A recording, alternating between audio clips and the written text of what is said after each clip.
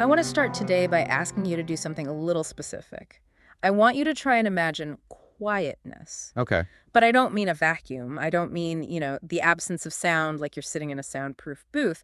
I'm talking about a breathing silence. That's a very specific distinction to make right off the bat. It is, and it's so crucial for this. Imagine you're in Kyoto. Maybe you hear the faint, lingering resonance of a temple bell that rang a full minute ago. Mm-hmm. It's barely there, but the air is still vibrating. Or maybe it's the heavy, humid air of a summer evening right before the rain hits. Oh, yeah, that pressure in the air. That pressure. Or the crystal clear sound of a river flowing in the dead of winter.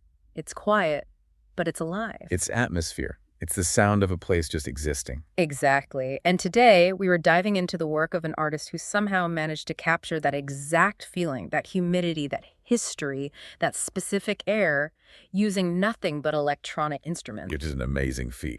It really is. We are talking about the late, great Rei Harakami, a track maker born in Kyoto who emerged in the late 90s and completely changed the texture of electronic sound. And I think it's important to state our mission here up front. This deep dive isn't just a biography of a musician. No. This is a look at how a city's philosophy, specifically the Japanese concept of or interval, can shape an entire genre of art. We're looking at how Harakami translated the physical layering of Kyoto into audio without ever using a microphone to sample it directly. That's the part that really gets me. And to guide us through this, we are pulling from a fascinating, deep retrospective column by Nistrel from Monumental Movement Records. Great source. It's titled Rei Harakami, Kyoto-Born Quiet Electronic Sound. It covers his discography, his philosophy, and the incredible legacy he left behind. So let's unpack this. What exactly makes his sound Kyoto-born? Well, to understand why Harakami was such a revelation, you have to look at the noise he was cutting through. We have to set the scene, the late 1990s. Right. In the Japanese music scene, you had the absolute peak of Shibuya-kai. Right, which was incredibly fashionable, very sample-heavy, very pop-oriented. It was a collage of sounds, very high street. Extremely. It was busy. And globally, you had the explosion of IDM intelligent dance music. And that was complex, often aggressive, glitchy, and very, very digital. It was music that wanted to show you how clever it was. It was a loud time in electronic music. Tokyo was glittering. It was about density and, information overload. Exactly. Tokyo Sound was about the club. It was about neon lights, concrete, being surrounded by people. And then quietly, from the West, you have Rei Harakami.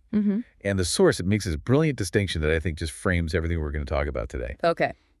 It says if Tokyo was the club. Harakami was the individual room. Exactly. I absolutely love that description. The article actually calls his music electronic music to be listened to alone on a tatami mat. And that phrase, on a tatami mat, it does a lot of heavy lifting there, doesn't it? It really does. It implies a groundedness, a specific texture. It's not music for dancing in a crowd with your hands in the air. No. It's for sitting by yourself, maybe looking at the floor, maybe looking out a window into a small garden. It signals intimacy. It signals that you don't need to perform for anyone while you listen to it. Precisely. And this connects directly to that core aesthetic found in our source, the aesthetics of interval, or in Japanese, ma. Ma is one of those Japanese concepts that comes up in architecture, theater, but it's notoriously hard to translate into a single English word. It is. So how does the source apply it to electronic music? Well, in Western music theory, we often treat silence as just a gap. Right, it's just nothing. The space between them. It's a zero. Exactly. But in this Kyoto aesthetic and in Harakami's music, the silence is active. It's a structural element. It's like a breath. So he's not trying to fill every frequency. He's letting the track inhale and exhale. He is.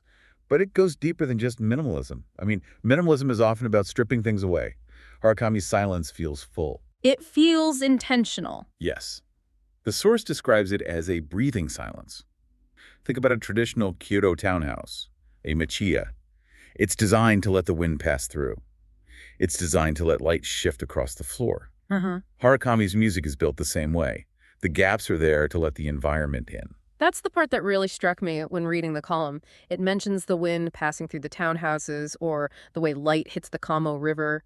But he wasn't a field recorder. No. He wasn't going out with a microphone and recording wind or water sounds to paste into his tracks like a sound collage. No, and that's the genius of it. He wasn't sampling the river, he was reconstructing the feeling of the river. Wow. He used synthesizers, electronic inorganic tools, mostly distinct Roland modules, to rebuild the air of the city. It's so introspective.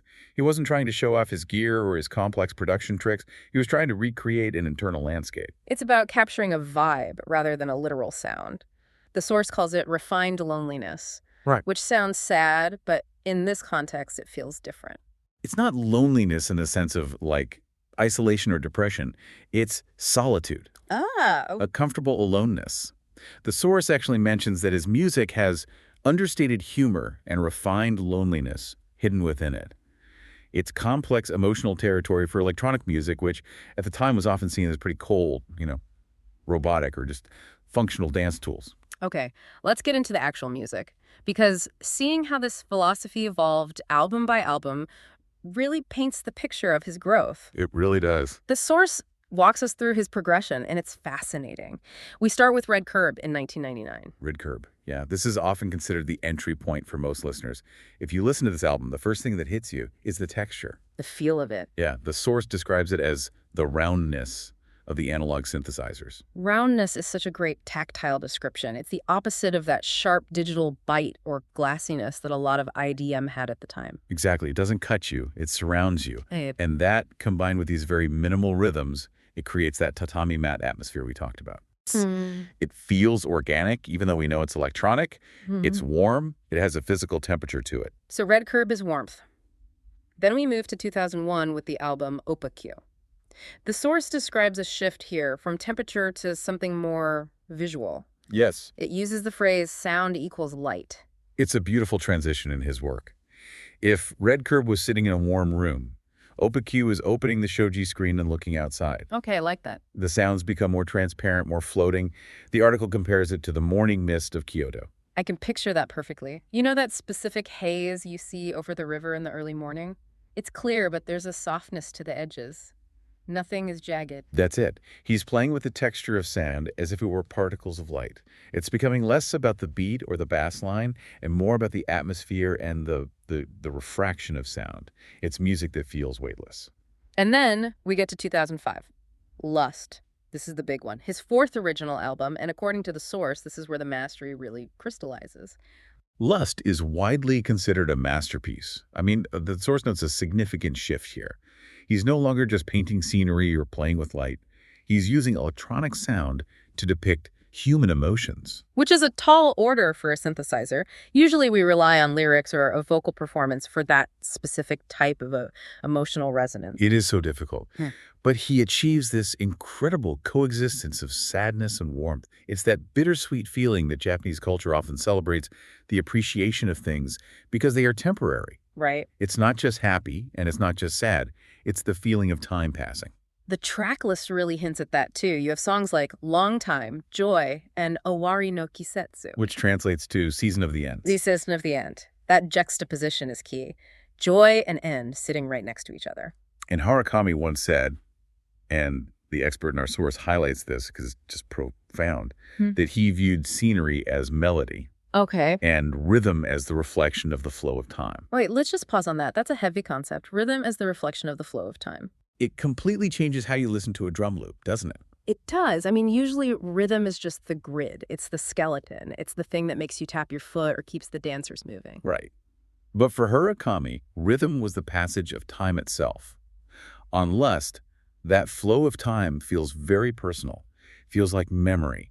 It's cyclical, maybe a little melancholic, but steady. He wasn't trying to rush you to the chorus or the drop. No. He was just letting the time pass, loop by loop. It sounds like he was really mastering his own language by this point.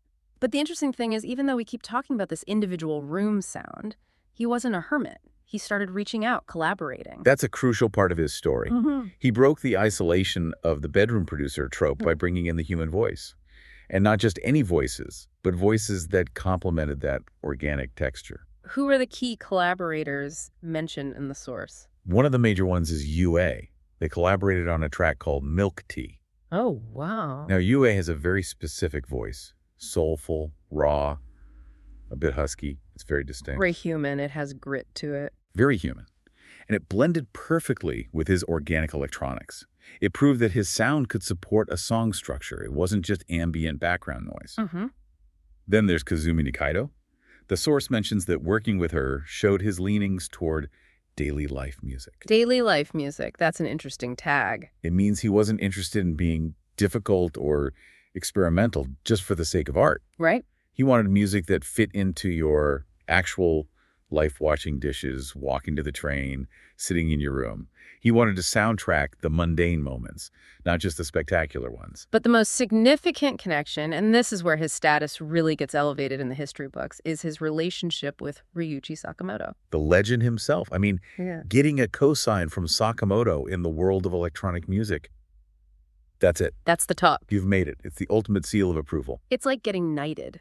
And Sakamoto didn't just praise him casually, he gave him a title.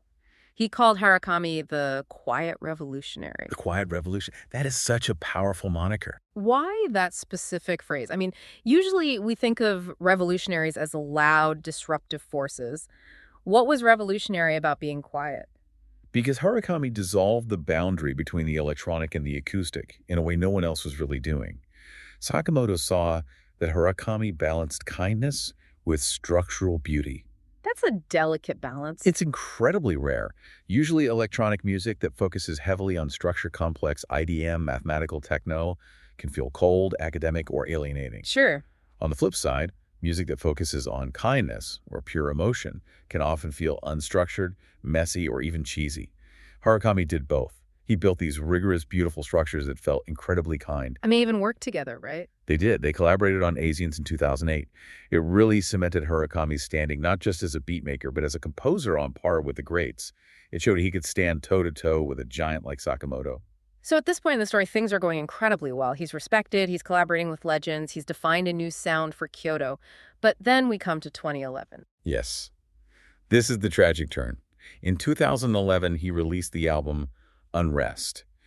And sadly, that same year, Rei Harakami passed away suddenly. He was only 40 years old. That is just heartbreakingly young, especially for an artist who seemed to be just hitting his prime, just reaching that level of mastery. And looking back at Unrest, the source describes it in a really haunting way. It does. It's hard not to read into it retrospectively, but the source describes the album as having a fragility, a sense of accepting the end. Wow. The imagery used is the sadness of laughing while watching falling leaves in autumn. Laughing while watching falling leaves. That captures that bittersweet quality again, but with more finality. It feels almost prophetic. Whether he knew it or not, Yeah. the music conveys a sense of closing the circle. But notice the description. It's not an angry end. It's not a violent end. It's a quiet acceptance. Yeah. It fits his philosophy of Ma and the flow of time perfectly. He essentially soundtracked his own exit. His death was a huge shock to the music world in Japan and beyond. But as we often see with truly influential artists, especially the quiet revolutionaries, the sound didn't die with him. No, absolutely not. In fact, you could argue his influence became even more visible after he passed. This is where we see the ripple effect. He inadvertently created a lineage, a Kyoto-style electronica. So who are the successors that stepped into that space? The source lists several artists who followed in his footsteps. Names like Afakius Agraf, Ametsub, No. 9, and later, more mainstream figures like Tofu Beats and Surf. I know Tofu Beats. I didn't realize there was a direct line back to Harakami there. It's there in the DNA of the sound. The common thread among all these artists is that they depict the Awai, another great Japanese concept that the source brings up. Help us out with Hawaii. Is that related to kawaii, like cute? No, totally different. Awai means the space or overlap, the blur. Okay. In this context, it's the overlap between the city and nature. Kyoto is a city where you can turn a corner in a dense neighborhood and suddenly be facing a mountain or a river. It's not a concrete jungle like Tokyo. Nature bleeds into the urban. These artists depict that blur. They wouldn't sound the way they do if Harakami hadn't shown that electronic music could be soft, organic, and introspective. So he essentially carved out a unique position for Kyoto on the global music map. He did. Kyoto-style electronica is now a recognized aesthetic globally. It's distinct from the Berlin sound, which is often industrial, dark, and heavy. Right. It's distinct from the London sound, which can be bass-heavy, aggressive, and fast. And it is certainly distinct from the neon Tokyo sound. It stands alone as something contemplative. So bringing this all back to us today, we've gone from the tatami mat to a global legacy. What is the takeaway here? Why should we, living in our modern, hyper-connected world, go back to this music? I think the core philosophy, as the source concludes, is about harmony. Harakami's music embodies the harmony between landscape and human, nature, and technology. It proves you don't have to choose between the two. It's that quiet happiness the article mentioned. Exactly. It offers quiet happiness rather than convenience or stimulation. I mean, think about our lives right now. We live in an attention economy. Oh, yeah. Everything is fighting for your eyeballs and your eardrums. We're obsessed with stimulation. Constant notifications, short-form video, everything is designed to spike your dopamine and keep you scrolling. Right. Harakami offers an alternative. The source says his sound is like the afterglow of a temple bell. It lingers. It doesn't demand your attention. It rewards your attention. I love that distinction. It doesn't grab you by the throat. It waits for you to listen. Exactly. It invites you in, but it doesn't force you. So, here is my challenge for you listening today. Next time you are in your individual room, maybe skip the high-energy playlist. Yeah. Put on Lust or Red Curb. Try to find that quietness in your own environment. See if you can hear the ma in your own life, the space between the tasks, the space between the noises. And if I can connect this to the bigger picture one last time. Yeah. We live in a world that's just obsessed with high-definition clarity. Everything has to be sharp, loud, 4K, 5G, instant. No pixels, no fuzz, absolute clarity. But Harakami teaches us that perhaps the most revolutionary thing you can do is focus on the blur. Focus on the shadow. Focus on the space between the sounds. Because that is where the real feeling lives. The space between the sounds, that is something to sit with. Thank you for joining us on this deep dive into the world of Rei Harakami. It was a pleasure. We'll catch you on the next one.